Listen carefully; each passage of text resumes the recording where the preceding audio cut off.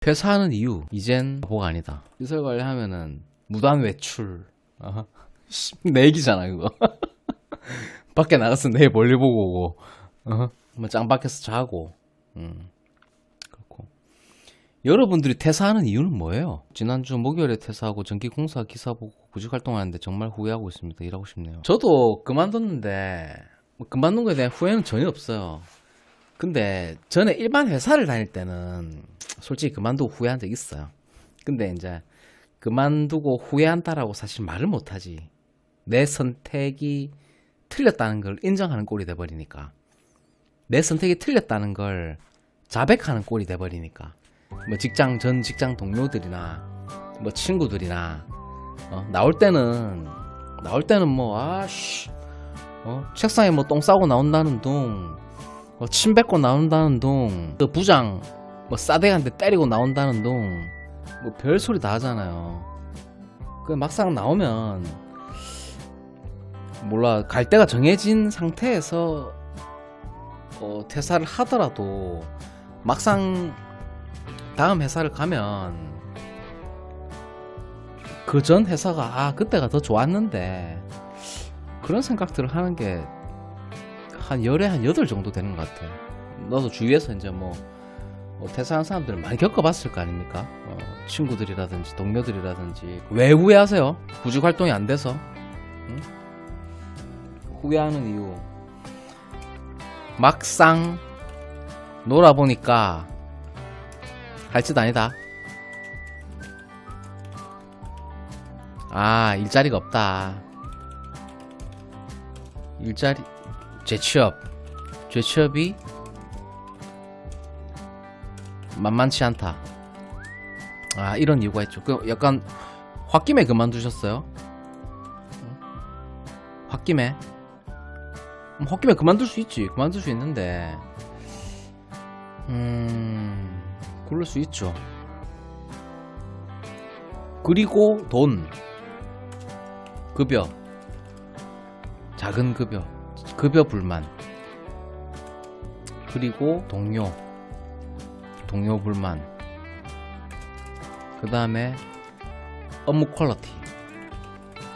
퀄리티 저하. 이런 게 좀 보편적인 이유들이지 않을까요? 막상 나오면 어디 취업하기가 쉽지가 않아요. 자영업을 하시던 분들도 왜냐하면 이제 망해가지고 어떤 월급쟁이로 들어가려고 하는 분들도 많고, 근데 그런 분들은 굉장히 어려워. 자영업 하다가 회사 들어가기는 사실 굉장히 힘들죠. 무제한 선임할 수 있는 일자리는 그래도 좀 있어요. 그나마 다행인 게. 그래서 이제 제가 늘 이제 추천하는 게 전기 산업기사, 요걸 추천하잖아요. 저는 요걸 추천하잖아요. 저는 다른 자격증은 막 이렇게 강력 추천하지는 않잖아요.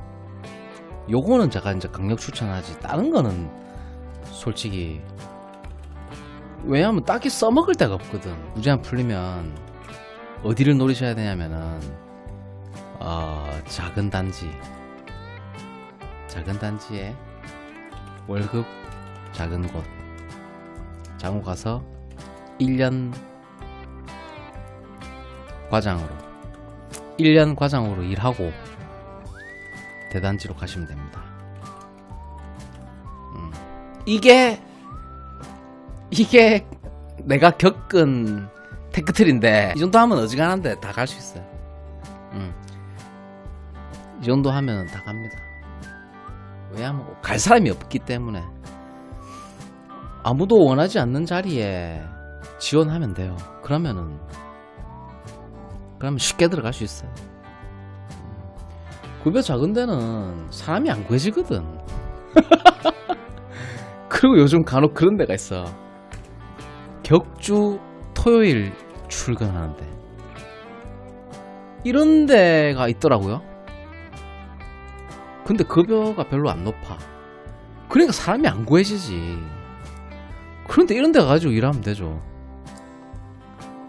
여기 이런 데 가서 일하겠다 하면 아이고 어서 오십시오 할걸.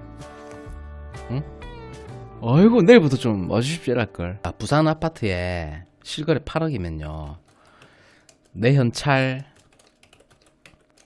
4억 보유. 그래도 한 달 이자가 160만원. 그러면은 월 소득이 한 400만원 정도. 이건 제 개인적인 생각이에요. 제 개인적인 생각인데, 월 소득 세후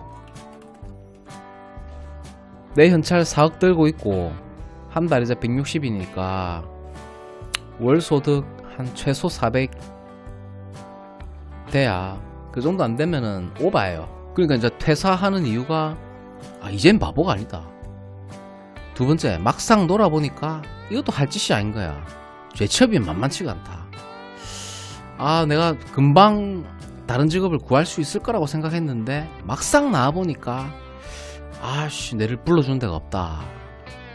오란 데가 없고, 그 다음에 이제 뭐 급여 불만, 동료 불만, 업무 퀄리티 좋아. 그래서 이제 제가 이제 전기기사나 전기산업기사를 이제 강력 추천. 그나마 좀 빨리 진입장벽이 낮고 뭐 좀 쉽게 일을 할 수 있다. 시설에서는 뭐 70살도 오는데 40이면 뭐 핏덩이야, 핏덩이. 응?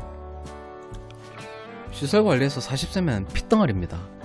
애입니다, 애. 철PD님 못생긴 외모 때문에 자존감이 많이 떨어졌는데 조언 한마디 부탁드립니다. 요거는 제가 조언을 해드릴 수 있습니다. 요거는 제가 조언을 해드릴 수 있습니다. 외모를 좀 꾸미는 게 좋은데 바로 효과가 나는 거 내가 딱 알려드릴게요. 바로 효과를 낼 수 있는 거. 두발 정리. 헤어컷을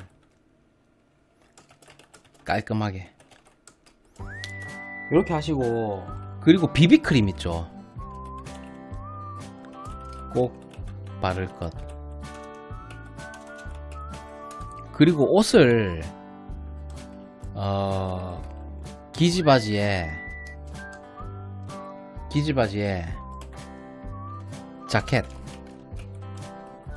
자켓을 입으세요.